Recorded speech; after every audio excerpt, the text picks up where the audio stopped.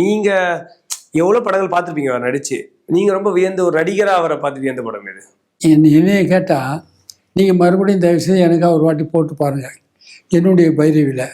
அதுக்கு நிகராக இல்லை. எப்படின்னு சொன்னால் அது 8 லட்சத்துலேயே முடிச்ச படம். ஒரு நாளைக்கு ஒரு சீன் எடுக்கணும். இப்போ ஒரு நாளைக்கு ஒரு சீனை 10 நாள் எடுக்கிறார்.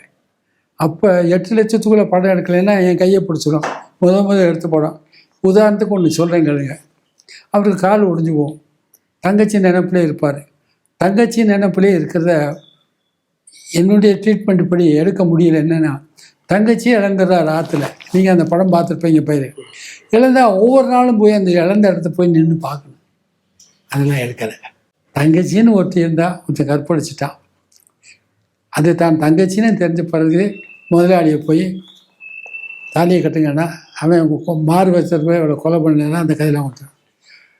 அப்போ தான் உன்னை விட மாட்டேன்டா ராஸ்கல்னு நன்றி உள்ள ஒரு தொழிலாளியாக இருந்தவன், என் தங்கச்சியவே நீ கற்பழிச்சிட்டு நான் உன்னை விட மாட்டேன்னு சொல்லி சேலஞ்சு பண்ணிட்டு வெளியே வருவார்.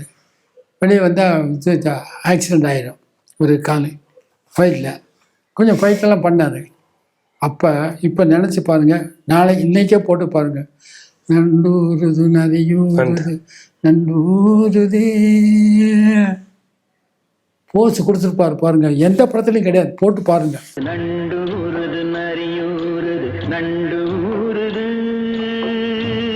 அந்த மாதிரி போஸ் ரஜினி மாதிரி ரஜினி வேற படத்தில் கொடுக்கல.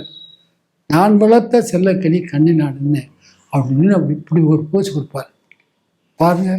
நான் வளர்த்த செல்லக்கிளி கண்ணில் ஆடுது.